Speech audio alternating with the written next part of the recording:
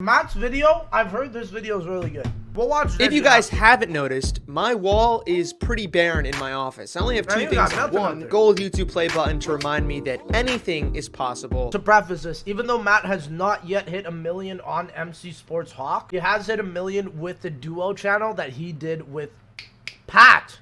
That's crazy. I just came to my stream. Dude, Matt! I haven't watched this video, so I heard it was good though. So we're watching it just photo right up here. It's a canvas that I printed of a photo that I shot, and it has a much deeper story than just a waterfall. So real quick before I tell you the story about this picture behind me, you have to do me one quick favor. That is smash that like button. Okay, dude. I'm gonna smash your like button. 4K. Okay, great job, great job. Dang, what a About view. 2 years ago, my family and I took a trip to New Zealand and Australia. My sister had been there for about... The land down under really is nice, huh? You guys are so lucky down there, dude. Canada, we got like this part. If I were to just cut out like one little portion, that's basically all we got. School. One day, she said she wanted to take us to a natural hot spring that she had been wanting to go to for quite a while. This wasn't a tourist location. It was more of a semi-known spot that people like to go to hang at in the woods because the water is quite steamy and hot from the natural springs in that area. So we took a drive. The next day, we happened to find a very similar location, another hot spring that's off the path of this geyser that we were visiting on a little tour. So again, we took pictures, took some video, hung out in the water, and took in the beauty of this amazing natural hot spring. However, on the way out of this second hot spring, we see a sign. An amoeba common to thermal pools may enter, causing rare infection or death. This is not a sign that you want to see after back-to-back days of going in natural hot springs, just like the one when we found the sign. And dude, I said I wanted to go there. Yo, yeah. Death, LOL, dude.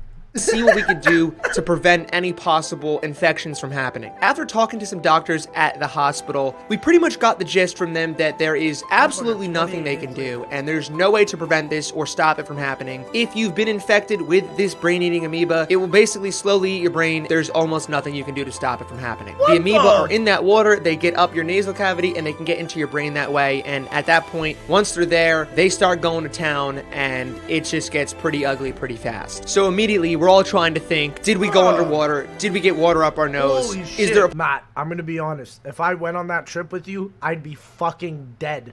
Because I love swimming. I fucking snort that shit. Amoeba be like, LOL, brain time.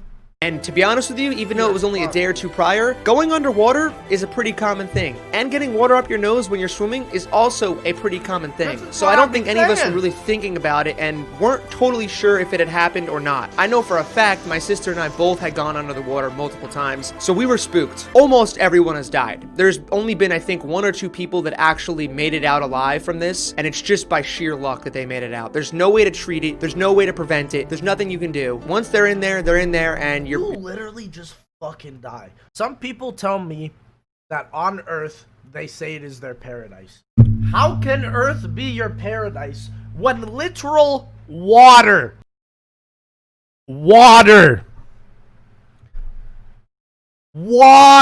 can kill you? Literal H2O. That's the wildest shit I've ever seen, bro. You're pretty much all but toast. The anxiety and stress and realization of what is happening in the middle of our supposed to be amazing world trip is really starting to eat us alive, no pun intended. Victims usually experience initial symptoms about 5 days after infection of the brain and usually die within the next 5 days after that.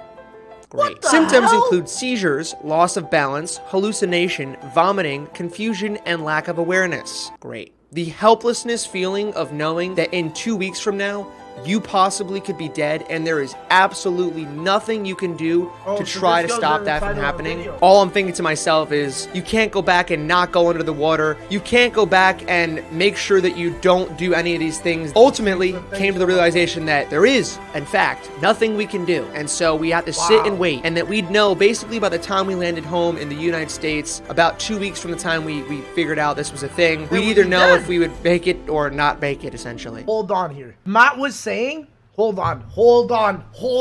I know how the 3% survived. Matt was saying that it's an amoeba in the water that goes up your nose through the brain. This is the solution. That's the whole solution. He literally can't get you. You literally just hold it like this. Hold free. I'll do this shit for 5 days straight, bro. If I'm about to die, I'm gonna say, Amoeba, not today, bro. I got this shit clenched up. If I feel him traveling up, I'm gonna go like this. I'm gonna go up to the top part of my nose. I understand how the 3% survived. The 3% just held their nose for 4 days straight. And they made it out, bro. There is only two ways, in my opinion, that you can look at this. Crispy? One, sit there and replay your impending doom in your mind. Yeah, the fuck chance that. you could die. There's a good Fuck chance that you won't. And obviously, I'm standing here today, so I made it out fine. Boo! I think for me, Matt, you spoiled the story. You made it out alive. Fuck, bro. Come on. was not being able to do anything about it. Having zero control over your own fate. It's almost like you know the date you're gonna die, but you don't know how, and there's nothing you can do to stop. We both made a pact. We said, okay, we know by the time we get back to the United States, we're either going to be good or not good to go. So we made an agreement to spend the next What do you week mean of our not life good to go? You're gonna be dead, bruh. Not good to go. living to the absolute fullest of our abilities. That means being positive no matter what, enjoying each other's company, living our last That's week wild, potentially man. the Holy best we shit. possibly knew how to. It was a moment in which the cliche, live every day like it's your last, has never hit me so hard. This was it. We were really in a situation where it's very possible there was only 1 week left to live, or one of our other family members only had 1 week left to live, and that's Chat, if I had 5 days left to live, you know what I'd do right now with those 5 days? Stream for 5 days non-stop. That's what I would do.